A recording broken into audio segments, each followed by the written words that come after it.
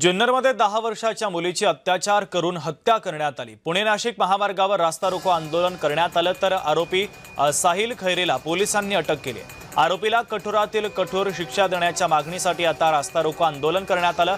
पुणे जिल्ह्याच्या जुन्नर तालुक्यातील पिंपळवंडी येथे 10 वर्षीय चिमुकलीवर अत्याचार करून तिची हत्या करण्यात आली। या घटनेच्या विरोधात ग्रामस्थांनी संताप व्यक्त केला आणि आता रास्ता रोको आंदोलन सुद्धा करण्यात आलेलं आहे। शेजारीच राहणाऱ्या एका तरुणाने 10 वर्षांच्या अल्पवयीन मुलीला ओळखीचा गैरफायदा घेत गावातून बाहेर नेलं। त्यानंतर उसाच्या शेताजवळ तिच्यावर पाशवी लैंगिक अत्याचार करून तिची गळा दाबून हत्या केल्यानंतर आता या परिसरामध्ये संतापाची लाट उसळलेली आहे। तर ही दृश्य देखील पाहतोय। आरोपीचा फोटो देखील आता समोर आलेला आहे। या आरोपी साहिल खैरेला पोलिसांनी आता अटक केलेली आहे। आरोपी साहिल खैरेचा फोटो आता समोर आलाय। हा फोटो देखील आम्ही तुम्हाला दाखवतोय। या आरोपीला कठोरातील कठोर शिक्षा देण्याच्या मागणीसाठी रास्ता रोको आंदोलन करण्यात आलेलं आहे।